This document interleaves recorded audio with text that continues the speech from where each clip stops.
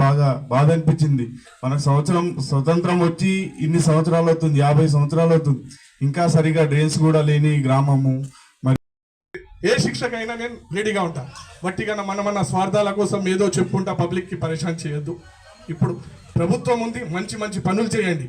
ఎందుకంటే మీరు ఇప్పుడు కొత్తగా బాగా పనులు ఉన్నాయి, అవి చేసుకుంటారని నా యొక్క మనవి వాళ్ళకి తెలియజేస్తున్నాను. ఇంకా నాకు నా గ్రామస్తులు ఫస్ట్గా వాళ్ళకి నేను ఎంతో నాకు ప్రతి విషయంలో సహాయం చేశారు. అంటే యువత కానీ గ్రామ పెద్దలు కానీ వాళ్ళకు నా తరఫున శిరస్సు వంచి నమస్కరిస్తున్నాను. ప్రతి విషయంలో నన్ను సపోర్ట్ చేశారు. నేను కూడా వాళ్ళకు ఏ భేదాలు ఏం చూసుకోలే. అందరం వాళ్ళు కూడా నాకు ఒక తమ్ముళ్ళ లెక్క అన్న లెక్కనే చూస్తున్నారు. వాళ్ళ పండుగలకు కానీ నా పండుగలకు కానీ వాళ్ళు వచ్చిరు. ప్రతిదీ కలిసిమెలిసి చేసుకున్నాం. ఇదే విధానం ఎవరైనా ఉండని ముందు కూడా వాళ్ళు కూడా ఇలాగే తీసుకుపోవాలని నేను కోరుచున్నాను. ఈ సమయం ఇచ్చినందుకు చాలా చాలా థ్యాంక్స్. నాకు వెన్నుంటున్న ఎంపీటీసీ నాకు ఒక తమ్ముడు లెక్క ఉన్నాడు. అతను కూడా ఆయన కూడా నాకు ప్రతి దాంట్లో హెల్ప్ చేసిండు.